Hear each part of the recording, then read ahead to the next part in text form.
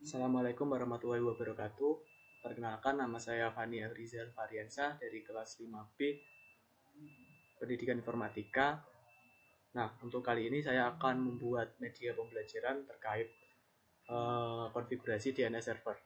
Jadi, untuk tutorial ini saya peruntukkan guna memenuhi ujian akhir semester mata kuliah praktikum komunikasi dan jaringan data.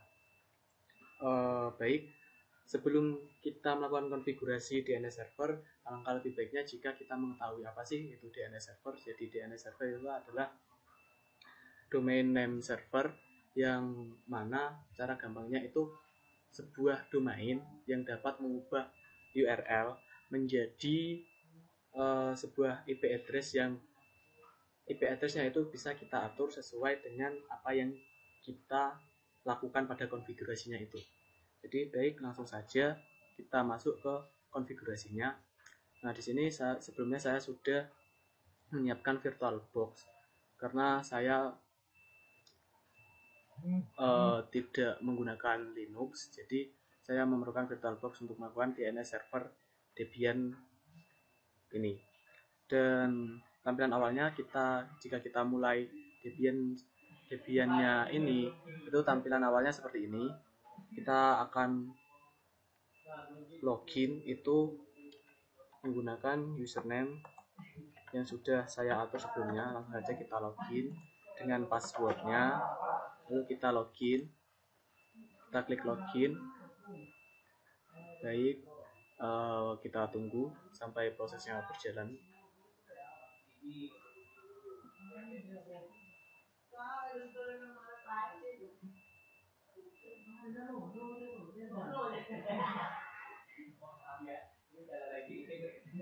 Nah, untuk tampilan awalnya itu seperti ini. Lalu kita klik kanan di sini, kita buka ke terminalnya. Nah, setelah masuk, ini tampilan awalnya di Vanilla sebagai host Debian. Nah, di sini kita ketikkan perintah so spasi root. Nah, ini adalah satu perintah yang berguna untuk masuk sebagai root. Jadi langsung saja kita enter, kita masukkan sandi. Nah, di sini kata sandinya sudah saya set sebelumnya. Langsung kita masukkan saja. Nah, setelah berhasil masuk, otomatis kita sudah masuk ke home. Setelah itu kita lakukan perintah yaitu nano spasi /etc/network/interface. Nah, ini fungsinya untuk apa? Ini fungsinya untuk kita mengecek interface dari laptop kita. Nah, seperti ini. Untuk interface-nya ini sudah ada IP address-nya 192.168.71.1. Nah, ini sesuai dengan NIM saya, juga sudah ada DNS dan name servernya. Lanjut kita Ctrl X, kita keluar. Setelah itu kita ketikkan yaitu apt cd-room spasi add. Langsung saja kita enter. Nah, setelah kita masukkan apt cd-room spasi add, ini fungsinya untuk apa sih? Fungsinya dari perintah ini adalah untuk menambah repositori di CD Debian. Jadi di sini ada perintah yaitu please insert a disk in the drive and press enter. Jadi kita disuruh memilih drive mana yang akan kita pilih. Nah, di sini saya sudah memilih, kalau sudah tercentang di DVD 2, maka kita tinggal lakukan enter karena sudah ada yang tercentang. Tapi ketika tidak ada yang tercentang, maka kita perlu mencentang salah satu, baru kita lanjutkan dengan klik enter. Setelah kita enter, kita tunggu sampai prosesnya selesai. Nah, seperti ini, CD-nya sudah terset, sudah proses 100%. Selanjutnya kita masukkan yaitu apt-get update. Nah, fungsinya dari apt-get update ini untuk mengupdate repositori sampai ke tampilan yang terbaru. Nah, di sini kita tunggu prosesnya sampai berjalan. Di sini kita perlu agak bersabar sedikit karena memang proses untuk update itu lumayan memakan waktu. Kita tunggu saja. Masih 93%.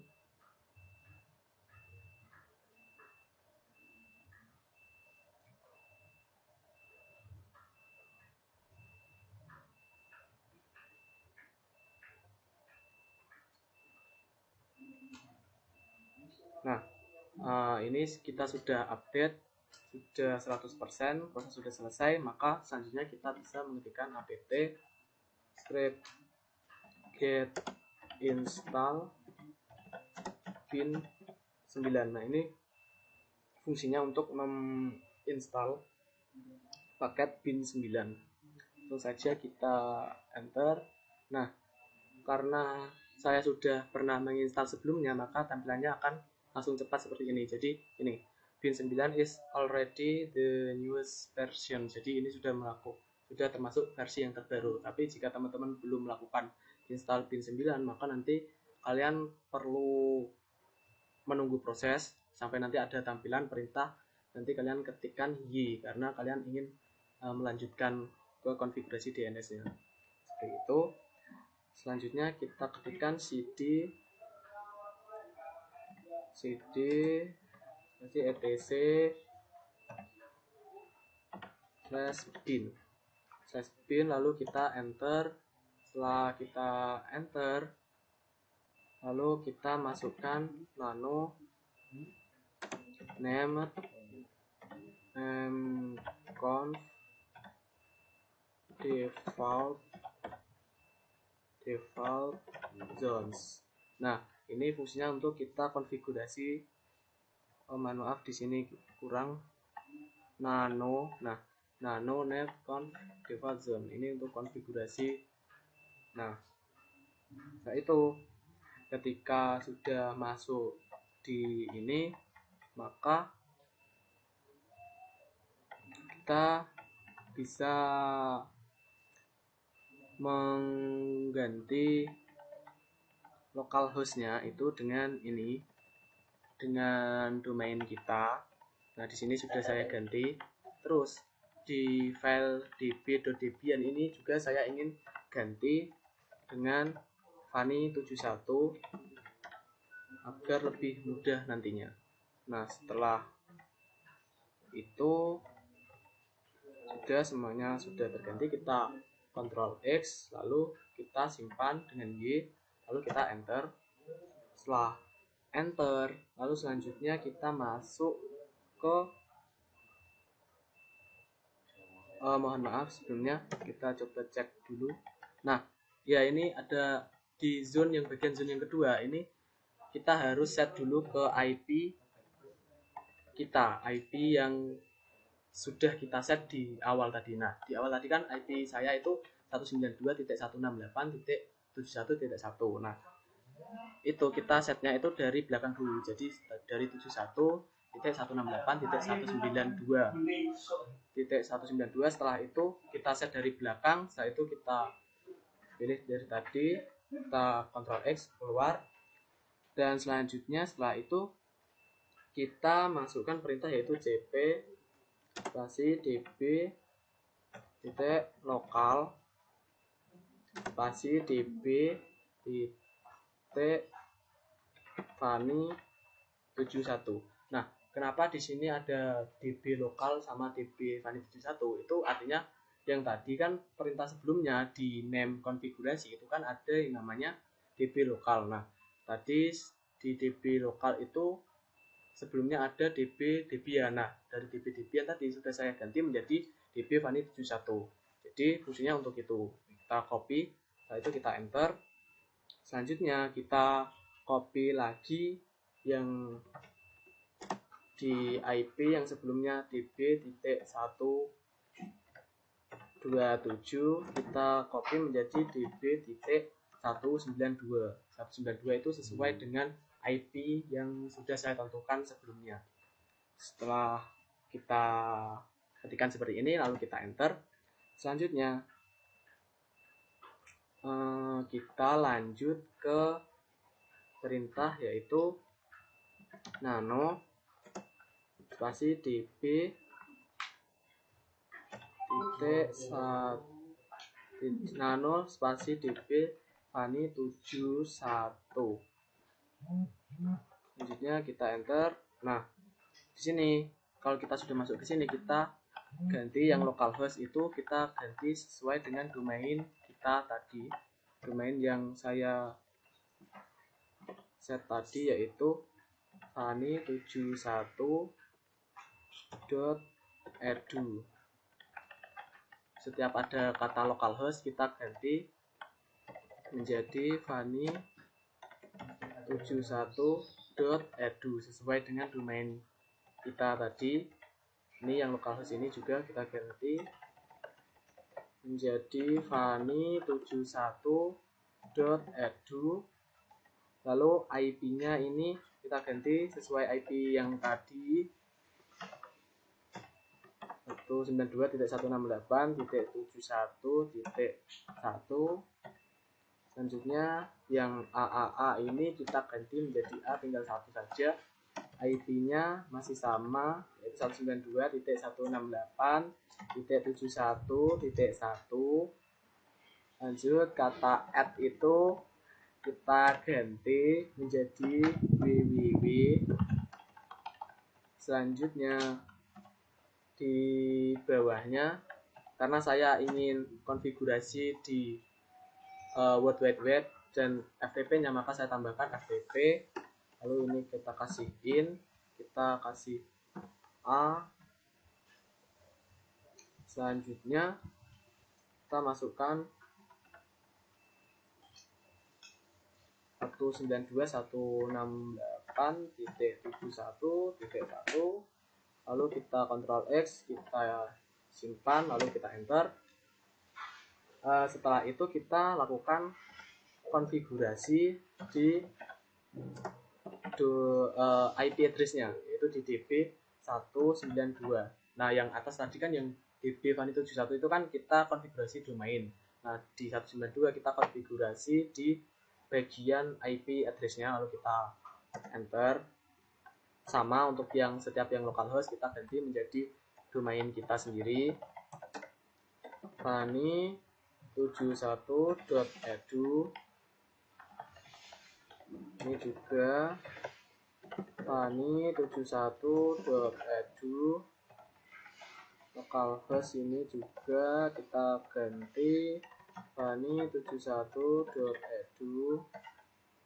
Ini kita ganti lagi fani71.edu. Nah, untuk yang ini 100 ini kita cukup ganti menjadi satu saja, karena tadi kan IP saya 192.168.71.1. Nah, yang paling belakang itu kan 1, jadi kita tulis 1. Jadi misal teman-teman pakai yang belakang itu katakanlah angka 2 atau 3 dan sebagainya, itu jadi menyesuaikan. Selanjutnya kita tambah lagi 1, lalu ini sama dengan atasnya n ptr. Selanjutnya kita masukkan www.fani.71.edu. ini untuk konfigurasi yang World Wide Web. Selanjutnya itu 1, ini tetap masih pakai in, masih pakai ptr. Lanjut, nah ini yang membedakan itu kita konfigurasi ke FTP, karena tadi saya menggunakan FTP juga, jadi kita masukkan di sini biar konfigurasinya itu tetap jalan. Nah, setelah itu kita Ctrl X, lalu kita tekan Y, kita enter. Setelah kita enter, maka kita masukkan perintah nano spasi /etc/resolve.conf